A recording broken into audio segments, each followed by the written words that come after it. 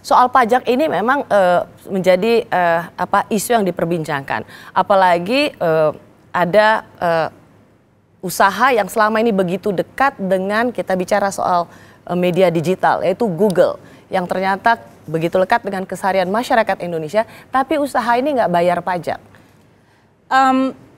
Bentuk usaha seperti itu memang terjadi secara global, artinya Google dan kalau kita bicara Facebook, Twitter, itu kan dipakai di hampir seluruh dunia, dan modus dari sisi operasi mereka, dari sisi aktivitas yang menghasilkan nilai ekonomi, tidak selalu sesuai dengan antara tempat dengan di mana mereka berada, karena dia sifatnya adalah digital itu.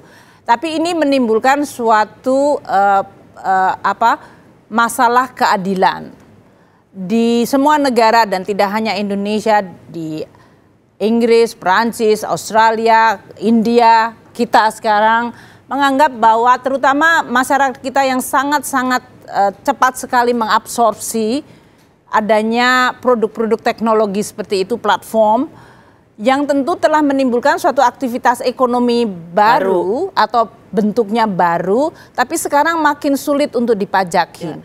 Jadi kami berusaha melakukan itu. Ini nggak melulu cuma Google. Saya rasa banyak sekali badan usaha di sini di sektor yang lain, keuangan misalnya, yang mereka mengatakan ini bukan kantor pusat kami, ini bukan bentuk usaha tetap kami, sehingga mereka punya dalih keuntungan itu tidak masuk ke kas Indonesia, tapi dilarikan ke. Dan ini yang memunculkan pajak.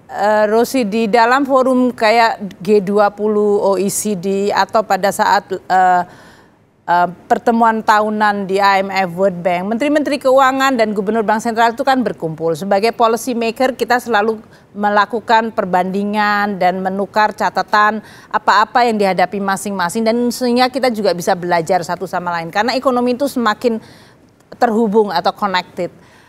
Masalah perpajakan ini dan usaha-usaha perusahaan yang melakukan penghindaran pajak. Di Amerika terjadi Apple perusahaannya pindah ke Irlandia, banyak perusahaan farmasi pindah ke Irlandia, dan itu menyebabkan Menteri Keuangan Amerika juga bersusah payah harus mencari.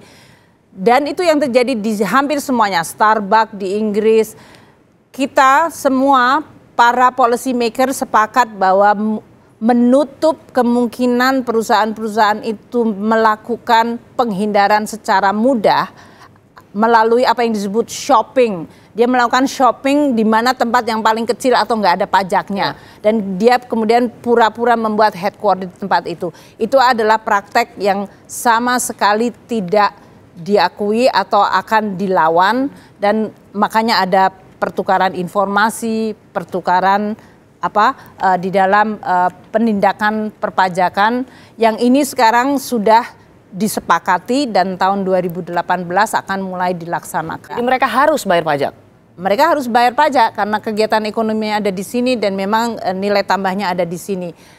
Direktorat Jenderal Pajak perlu untuk melakukan kapasitasnya dinaikkan. Kami melakukan berbagai upaya untuk secara internasional bersama-sama sehingga sekarang kesempatan dari para pengusaha atau perusahaan melakukan penghindaran pajak menjadi semakin kecil atau tidak dimungkinkan. Bicara soal Singapura, kemarin kita juga sempat mendengar bahwa aset orang-orang Indonesia yang di Singapura dipersulit.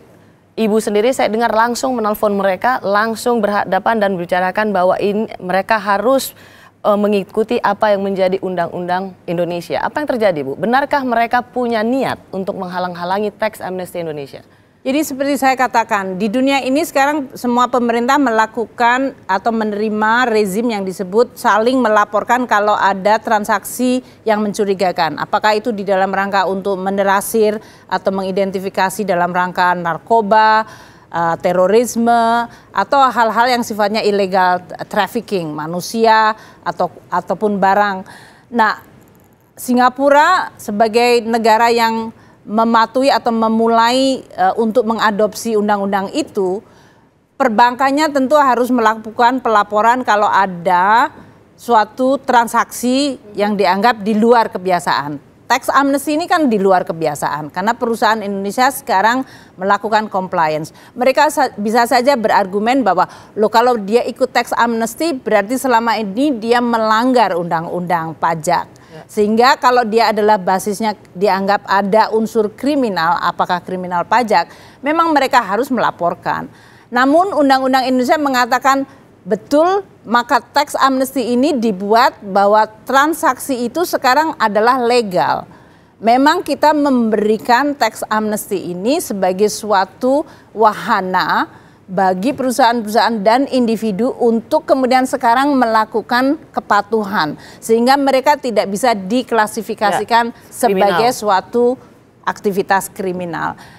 Jadi dua-duanya benar, saya telepon, saya meminta apa sebetulnya yang terjadi. Dari pemerintahan mereka mengatakan tidak ada policy atau kebijakan yang menghalang-halangi. Tapi perbankan melakukan laporan, namun mereka juga mencoba menetralisir. Kalau sampai terjadi, dan saya menyampaikan ke berbagai perusahaan-perusahaan atau pengusaha, kalau memang mereka mengalami halangan, dihalang-halangi, sampaikan kepada saya. Saya akan betul-betul banknya mana, orangnya siapa. Jangan-jangan memang orang itu memang terlibat kriminal yang lain. Saya tidak tahu kan. Buat kalau memang dia serba susah nih. Ngadu Bu Sri Mulyani malah tambah ketahuan, nggak ngadu dipersulit. Loh, katanya kita mau sama-sama sekarang ngurus negara yang benar. Jadi kalau kemudian selalu dicari berbagai alasan yang kemudian mengatakan wah saya menjadi tidak nyaman, saya tidak percaya, itu kan memang niatnya nggak baik. Ya. Kalau Republik ini kan kita semuanya mengurus dengan niat yang baik dan oleh karena itu dibuat undang-undang pengampunan. Saya ingin Ibu sekali lagi mengatakan ini pada kesempatan Ibu berbicara di Kompas TV. Jadi jika ada pengusaha yang merasa dihalang-halangi untuk mengembalikan asetnya yang ada di Singapura atau di negara lain dimanapun, maka kalau mereka dituduh melakukan suatu tindakan kriminal, silakan sampaikan kepada saya by name, by address, by bank account.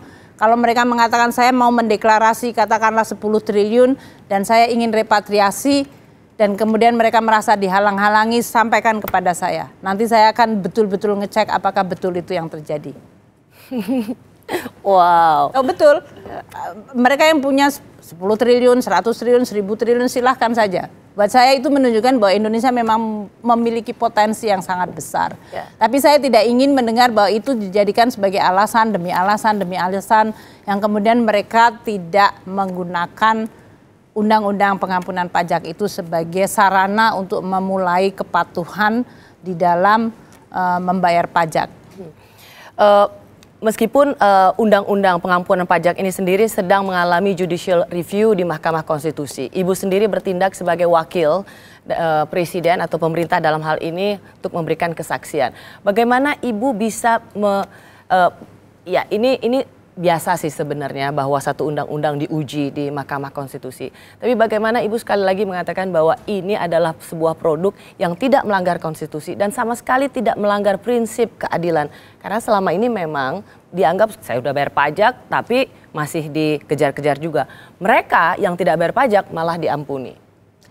Ya, pertama bahwa undang-undang pengampunan pajak sama dengan undang-undang pajak yang lain itu kan dimandatkan oleh konstitusi. Jadi bukannya kita melawan konstitusi tapi sebetulnya dimandatkan. Karena di dalam konstitusi memang disebutkan bahwa negara berhak mengambil pajak dan untuk bisa melaksanakan itu dilakukan melalui peraturan perundang-undangan. Jadi dalam hal ini pemerintah sebetulnya melaksanakan mandat konstitusi untuk melaksanakan kewajiban memungut pajak karena suatu negara merdeka untuk kita tetap bisa merdeka menjaga kedaulatan kita memerlukan sumber dana dan sumber dana itu adalah berasal dari pajak. Oleh karena itu konstitusi di negara yang merdeka memang biasanya menyebutkan negara memiliki hak untuk memajaki dan untuk bisa memajaki dilakukan melalui peraturan perundang-undangan. Jadi undang-undang pengampunan pajak sama dengan undang-undang KUP, undang-undang tentang PPH, PPN, dia merupakan mandat dari konstitusi untuk melaksanakan kewajiban negara. Kalau dari sisi aspek keadilan, ini adalah hak yang bisa dipakai oleh siapa saja warga negara Indonesia, tidak ada diskriminasi kaya atau miskin. Bahwa pemerintah untuk bisa meningkatkan penerimaan pajak, kami akan melihat bahwa potensi penerimaan pajak terutama pada mereka yang memiliki kekayaan banyak tentu kita akan fokuskan. Tapi tidak berarti bahwa masyarakat kebanyakan kemudian tidak punya kewajiban membayar pajak. Tidak ada diskriminasi dalam arti sebenarnya siapapun yang pernah merasa bersalah dalam hal pelaporan harta bisa silakan menggunakan itu. Betul. Tetapi yang sudah punya sudah comply, yang sudah patuh, Anda silakan aja. Life goes on. Anda tidak perlu merasa khawatir. Jadi tidak diskriminasi di sini. Bahkan untuk saya ya, Ros, saya kan 6 tahun sebagai pekerja di World Bank, itu namanya pekerja internasional. Bos, pimpinan lah. Ya, tapi statusnya tetap pekerja lah dalam hal ini. Kemudian untuk Anda yang bekerja di lembaga internasional itu ada kesepakatan internasional bahwa kita itu tidak membayar pajak. Memang itu adalah kesepakatan secara global. Jadi seluruh 15.000 karyawan World Bank ini mereka tidak bayar pajak kecuali yang di Amerika ada semacam exception. Jadi Mbak Ani nggak bayar pajak itu tuh? Saya, pendapatan saya di World Bank tidak kena pajak. Namun tidak berarti saya tidak mengisi SPT. Saya tetap mengisi SPT dan saya tetap bayar pajak kurang. Karena saya tetap ada pensiun dari Menteri Keuangan. Jadi dahulu Bu Ani ada penerimaan bahwa Anda tetap melaporkan itu. Saya tetap melapor dan membayar pajak karena ada pendapatan yang non World Bank, apakah itu dari surat berharga atau yang lainnya harus tetap saya laporkan. Dengan hal itu, saya pun tetap ngecek. Saya kemarin lihat SPT 2015 saya hanya untuk mengetahui apakah seluruh harta saya sudah saya laporkan di situ. Kan namanya juga manusia, bisa saja kan. Saya 6 tahun, saya sudah ada beberapa harta berubah. Saya khawatir kalau saya kurang atau tidak melaporkan. Saya rasa masyarakat Indonesia semua merasakan hal yang sama seperti saya. Jadi saya sangat menghormati dan sangat menghargai perasaan masyarakat itu. Karena itu adalah suatu tanda-tanda yang baik. Bahwa sekarang masyarakat secara luas merasa bahwa adalah suatu kewajiban.